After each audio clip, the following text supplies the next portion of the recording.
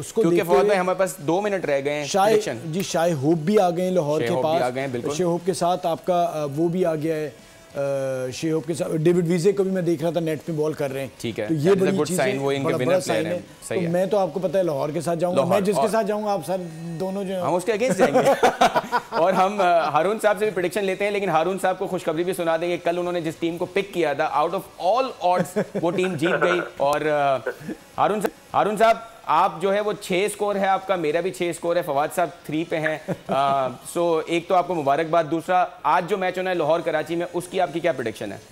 I think जो है वो वेरी वेल बैलेंस है। देखिए स्पिनर्स का रोल तो काफी इंपॉर्टेंट हमने देखा है, अभी तक स्पिनर्स फॉर्म में नहीं है कराची के खास तौर पर, लेकिन दूसरी तरफ अगर हम लाहौर को देखते हैं तो लाहौर का ना ही उनकी बॉलिंग, उनका स्ट्रॉन्ग पॉइंट उनकी फास्ट बॉलिंग है, वो बिल्कुल ही क्लिक नहीं कर रही।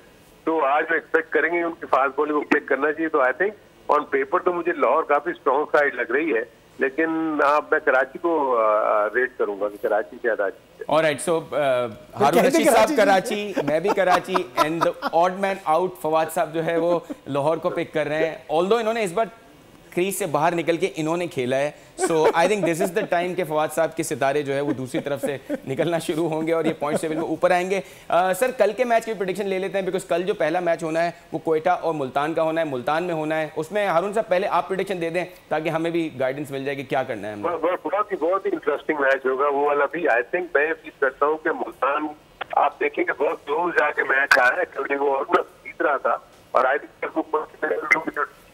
क्या है नंबर बन जाने थे लोग। मुल्तान को मैं फेवरेट।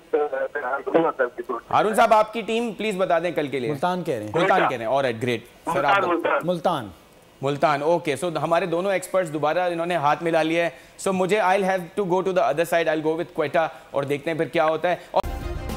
सब्सक्राइब करें और बेल दबाएं ताकि कोई खबर रह न जाए।